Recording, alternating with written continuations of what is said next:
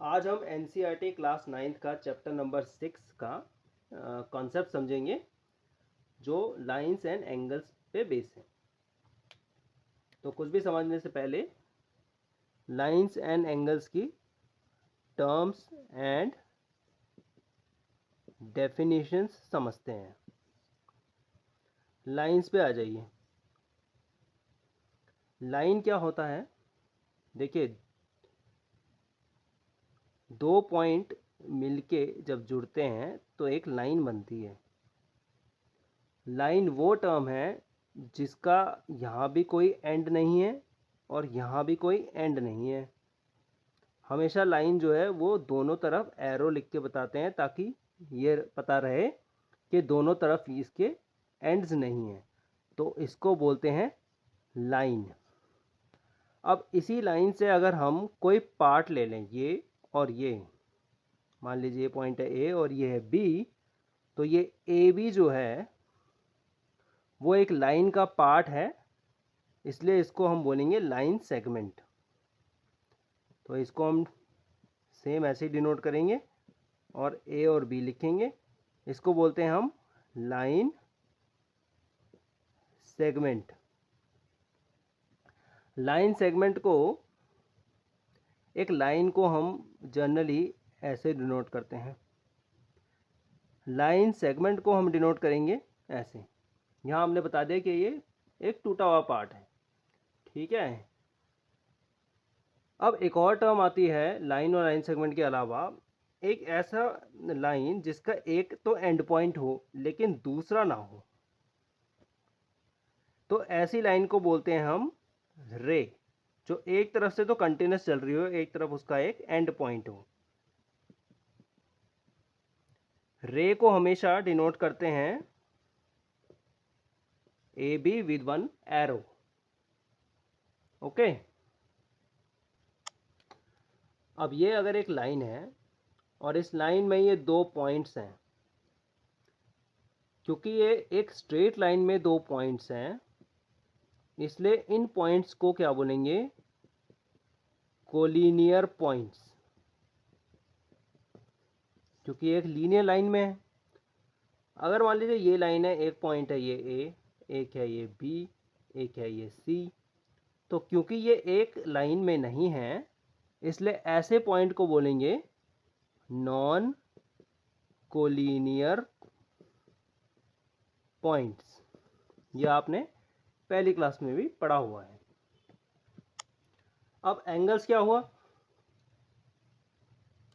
Angles है, देखिए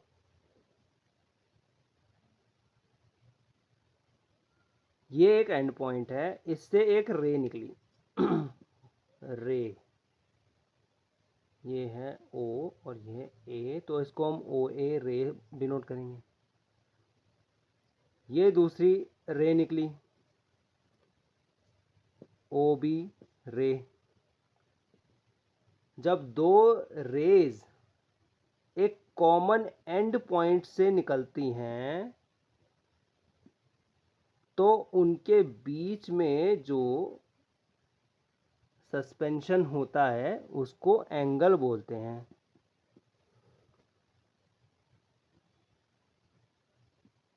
इन raise को बोलते हैं आर्म्स ऑफ एंगल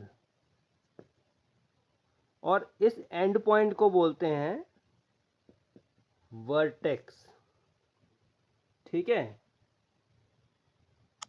तो एंगल का कंसेप्ट समझने के बाद अब types of angle, types of angles देखिए, ये है वर्टेक्स,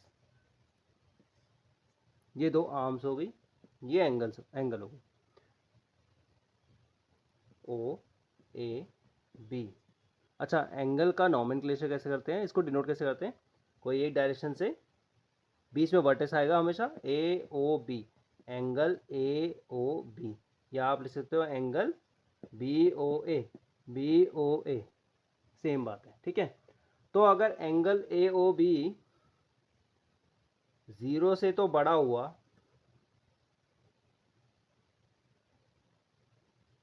लेकिन 90 से छोटा हुआ, तो ऐसी एंगल को बोलेंगे अक्यूट एंगल। एक और एंगल है ये, इसमें एंगल AOB अगर 90 से बड़ा हुआ, 90 डिग्री से बड़ा हुआ, लेकिन छोटा क्यों हुआ 180 से, तो ऐसी एंगल को बोलेंगे ऑब्ट्यूज एंगल। अगर एंगल दो आर्म्स के बीच में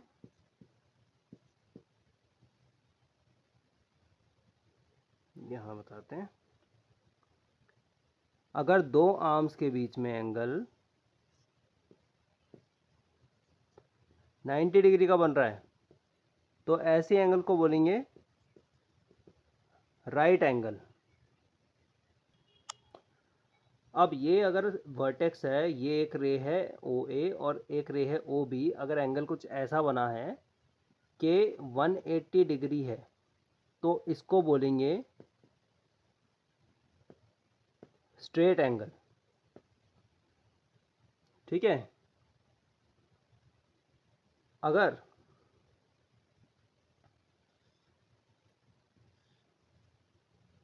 ये वर्टेक्स है और एंगल ले रहा हूं मैं ये वाली, ठीक है, तो इस एंगल की प्रॉपर्टी क्या हुई कि ये तो 180 से तो बड़ी है ना, AOB ये 180 से तो बड़ी है, लेकिन 360 से छोटी है ना। स्ट्रेट एंगल से बड़ा है, लेकिन 360 तो पूरा हो गया सर्कल, उससे छोटा है, तो ऐसी एंगल को बोलेंगे हम रिफ्लेक्स एंगल। ठीक है, तो टाइप ऑफ एंगल हो गया। अब एक और कॉन्सेप्ट है हमारा एडजेसेंट एंगल।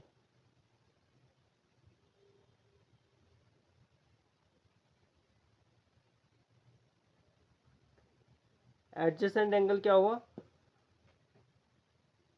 देखिए ये एक वर्टेक्स है, ये एक आर्म निकली, ये एक आर्म निकली और ये एक आर्म निकली, ये रे है और एंगल की आर्म्स भी बोल सकते हैं। ठीक है, मान लीजिए O है, ये A हो गया, ये B हो गया, ये C हो गया, तो इन दो एंगल्स को एडजेसेंट एंगल बोलेंगे कब, जब दोनों एंगल के बीच में नहीं, दोनों एंगल के में कोई एक कॉमन रे हो, और जो नॉन कॉमन रे या आर्म वो कॉमन आर्म के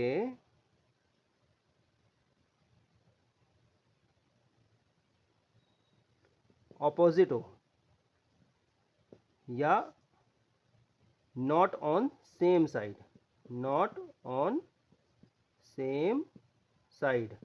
मतलब ये कॉमन आर्म तो हो, जो नॉन कॉमन आर्म है वो सेम साइड ना हो, ऑपोजिट, ये इसके यहाँ है और ये यहाँ है, ऐसी एंगल को बोलेंगे एडजेसेंट एंगल। अगर एंगल एडजेसेंट है तो उस केस में एंगल ये COB और angle BOA plus angle BOA, इन दोनों का सम जो है, बड़ी वाली एंगल जो नॉन कॉमन रे से बना है उस एंगल का COA के बराबर होगा। ये इसकी एक प्रॉपर्टी है, एडजेसेंट एंगल की प्रॉपर्टी है। समझ आ गया। अगर कॉमन रे है और नॉन कॉमन आर्म एक दूसरे के ऑपोजिट साइड या अदर साइड है, तो ऐसे एंगल को बोलेंगे एडजेसेंट एंगल, और इसमें दोनों एडजेसेंट एंगल का सम जो है वो जो एंगल नॉन कॉमन आर्म बना रही है उसके बराबर होता है। यहाँ तक कंसेप्ट क्लियर हो गया। अब देखो कॉमन आर्म तो ये एक एंगल और ये बड़ी वाली एंगल, मतलब COB और COA के बीच में भी कॉमन आर्म ये है ना, तो ये एडजेसेंट एंगल क्यों नहीं कहला रहे? क्योंकि जो नॉन कॉमन आर्म ये और ये है वो सेम साइड में है। समझ आ गया? चलिए, तो एडजेसेंट एंगल के कंसेप्ट के बाद अगर देखो दो एडजेसेंट एंगल हैं, ये और यहाँ बताते हैं,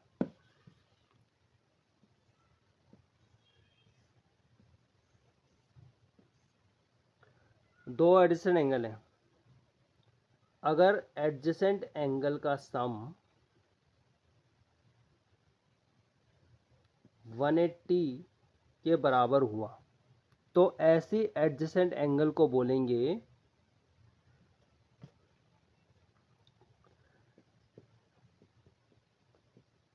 सप्लीमेंट्री एंगल। ठीक है, अगर एडजेसेंट एंगल का सम जो है वो 90 डिग्री के बराबर हुआ तो ऐसी एंगल को बोलेंगे कॉम्प्लीमेंट्री एंगल। ठीक है, यहाँ तक क्लियर है। अब अगर दो लाइंस जो हैं वो आपस में इंटरसेक्ट नहीं कर रही हैं, आपस में इंटरसेक्ट मतलब जुड़ नहीं रही हैं कहीं भी, मतलब यहाँ से यहाँ तक का डिस्टेंस जो अगर हम नापें तो हर जगह वो सेम है। ठीक है, तो ऐसी लाइन को बोलेंगे नॉन इंटरसेक्टिंग लाइंस या पैरेलल लाइंस। जो लाइंस आपस में इंटरसेक्ट कर जाती हैं उनको बोलते हैं इंटरसेक्टिंग लाइंस। ठीक है, अब इंटरसेक्टिंग लाइन हो गई तो देखो ये कॉमन वर्टेक्स है, इस कॉमन वर्टेक्स के यहाँ और यहाँ जो एंगल होगी और एक वर्टेक्स के दो यहाँ एंगल होगी और यहाँ होंगी, ऐसी एंगल जो वर्टेक्स के ऑपोजिट हो उनको बोलते हैं वर्टिकली ऑपोजिट एंगल। इस वर्टिकली ऑपोजिट एंगल का एक और कंसेप्ट आपको आगे बताएंगे। अब हम पढ़ेंगे लीनियर पेयर ऑफ एंगल। ये क्या चीज़ है, क्या बवाल है? देखो ये वर्टेक्स हो गया, ये हो गई दो रे, एक लाइन बना दी स्ट्रेट लाइन, इस पे एक रे स्टैंड करी, अगर एक रे स्टैंड करिए इसमें, ठीक है, तो एक ही एंगल बनेगी, एक ही एंगल बनेगी। इन दोनों एंगल को लीनियर पेयर तब बोलेंगे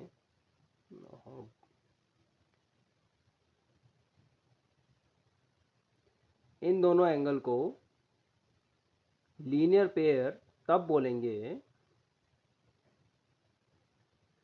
जब इसका सम प्लस इसका सम इस पूरे के सम के बराबर होगा। वो तो होगा ही, हमें पता है एडजेसेंट एंगल है दोनों, ये एडजेसेंट एंगल में इसका सम और इसका सम इस पूरे के सम के बराबर होता है। लेकिन अगर ये तो पूरी जो है स्ट्रेट लाइन है ना, स्ट्रेट लाइन है, स्ट्रेट एंगल है, स्ट्रेट एंगल क्या होता है 180 डिग्री, तो इसका मतलब मान लो ओ है, ये ए है, ये बी है, ये सी है, तो angle COA plus angle COB हमेशा इक्वल होगा एंगल BOA के। ये तो एडजेसेंट एंगल का रूल बोलता है। अब BOA जो है वो स्ट्रेट एंगल है, इसलिए ये 180 डिग्री है, तो लीनियर पेयर वो पेयर हो गया जब सम ऑफ एंगल जो है इक्वल टू 180 डिग्री आएगा। ठीक है, तो इसमें दो थ्योरम बनती हैं। पहली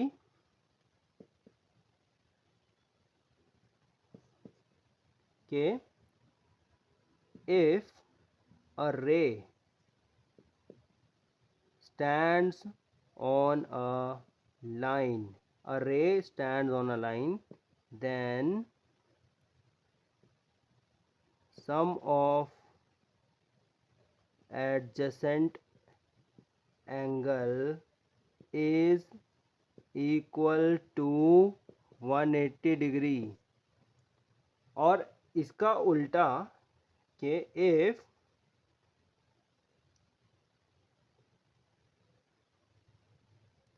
if sum of adjacent angle equals 180 degree, then the line so form is a straight line, is a straight line. मतलब अगर दो एंगल का सम जो है 180 आ रहा होगा, तो वो जिस पे लाइन में दो एडजस्टेंट एंगल का सम जो 180 आ रहा होगा, तो जो नॉन कॉमन आर्म्स हैं, जो नॉन कॉमन आर्म्स हैं, वो हमेशा एक स्ट्रेट लाइन बनाएंगी। ठीक है, आप कुछ पैरेलल लाइंस का कंसेप्ट समझेंगे। पैरेलल लाइंस का कंसेप्ट क्या बोलता है? दो लाइन अगर पैरेलल है, मतलब जो इंटरसेक्ट नहीं कर रही हैं, उसके बीच में एक इंटरसेक्टिंग लाइन डाल दी, इसको बोलते हैं ट्रांसवर्स लाइन। क्या बोलते हैं? Transverse line. इसके बीच में अगर ट्रांसवर्स लाइन डाल दी, तो इसमें हम एंगल्स क्या क्या कहलाती हैं वो देखते हैं। देखो, इस एंगल और इस एंगल को बोलेंगे कॉरस्पॉन्डिंग एंगल। सिमिलरली इस एंगल और इस एंगल और इस एंगल को क्या बोलेंगे? Corresponding angle. ये एंगल पैरेलल लाइंस में इक्वल होती हैं। ठीक है, कॉरस्पॉन्डिंग एंगल, ये भी कॉरस्पॉन्डिंग एंगल बना रहा है, इसके साथ इसके साथ और इसके साथ इसके साथ कॉरस्पॉन्डिंग एंगल हो गई। क्लियर है? अब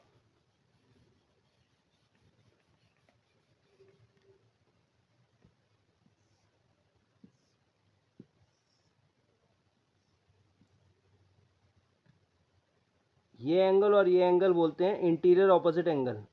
इंटीरियर ऑपोजिट एंगल मतलब अंदर की तरफ है और ऑपोजिट है एक दूसरे के। इनका सम हमेशा 180 के इक्वल होता है। सम हमेशा 180 के इक्वल होता है। ठीक है, अच्छा, एक और टाइप की एंगल होती है अल्टरनेट इंटीरियर एंगल्स। इसको बोलते हैं अल्टरनेट इंटीरियर एंगल। ये हमेशा इक्वल होती हैं। अल्टरनेट इंटीरियर एंगल हमेशा इक्वल होती हैं। ठीक है,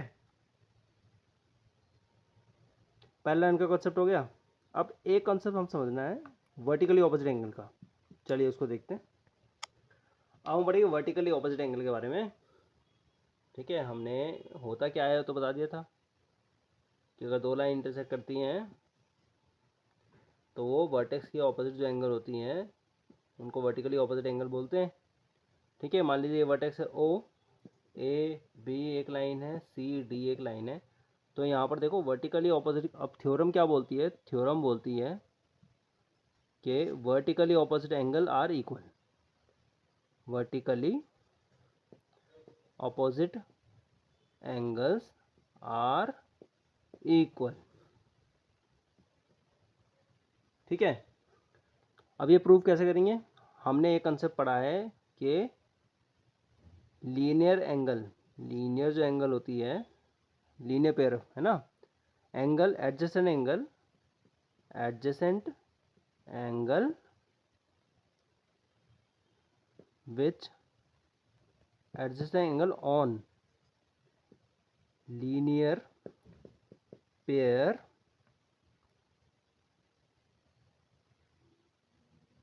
having some equal to 180 degree, है ना, ये हमने पढ़ा है। तो इसी को यूज करके हम प्रूव करेंगे। कैसे? देखो, ये एंगल मान लो, ये वाले एंगल क्या है, COB, एंगल COB, ठीक है। और ये एंगल हो गई COA, ये एंगल हो गई COA। इन दोनों को जब सम करेंगे तो ये लीनियर पेयर बनाएगा, क्या हो जाएगा, 180 डिग्री, है ना। सिमिलरली एंगल AOD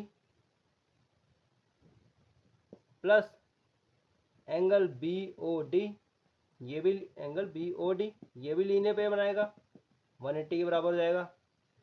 इसका मतलब क्या है, angle COB plus angle COA equal है angle AOD plus angle BOD के, है ना। तो ये कब पॉसिबल है, जब ये इसके इक्वल हो और ये इसके इक्वल हो, तो दोनों का सम जोड़ के बराबर हो जाएगा। तो यहाँ से प्रूव होता है कि एंगल COB तो इक्वल है एंगल AOD के, COB ये वाली एंगल इक्वल है AOD ये वाली एंगल के, और एंगल COA इक्वल है एंगल BOD के, एंगल COA ये वाली एंगल इक्वल है BOD के ये वाली एंगल के। तो वर्टिकली ऑपोजिट एंगल इक्वल होती हैं। लास्ट कंसेप्ट है चैप्टर का, line, two lines, let's say two lines are parallel,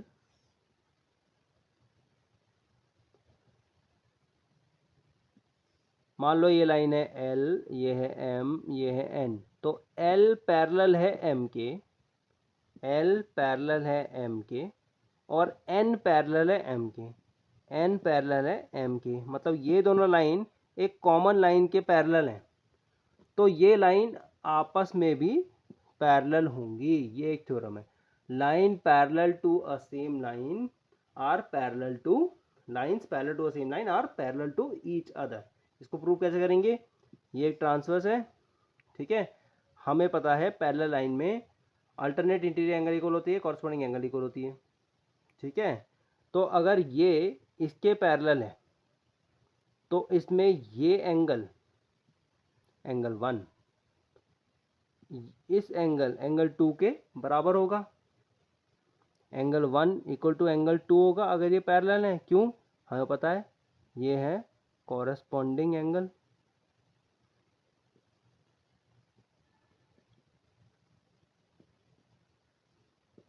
ठीक है।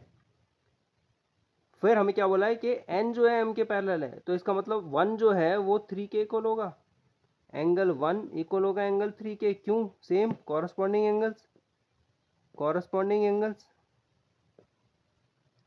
अब देखो, एंगल 1 इक्वल टू एंगल 2 है, एंगल 2 इक्वल टू एंगल 3 है, तो इसका मतलब क्या है, एक 2 के बराबर है और 2 3 के बराबर है, तो 1 और 3 बराबर हो गए, एंगल 1 इक्वल टू एंगल 3 हो गया, एंगल 1 इक्वल टू एंगल 3 हो गया। अब देखो, अगर मैं इस लाइन को हटा दूं तो ये दोनों लाइन की ये कॉरस्पॉन्डिंग एंगल हो जाएगी, इसका मतलब ये दोनों आपस में पैरेलल हैं, L is parallel to N, hence proved. तो ये लास्ट कॉन्सेप्ट था इस चैप्टर का। अब हम एक्सरसाइज देखेंगे नेक्स्ट वीडियो में। Thank you.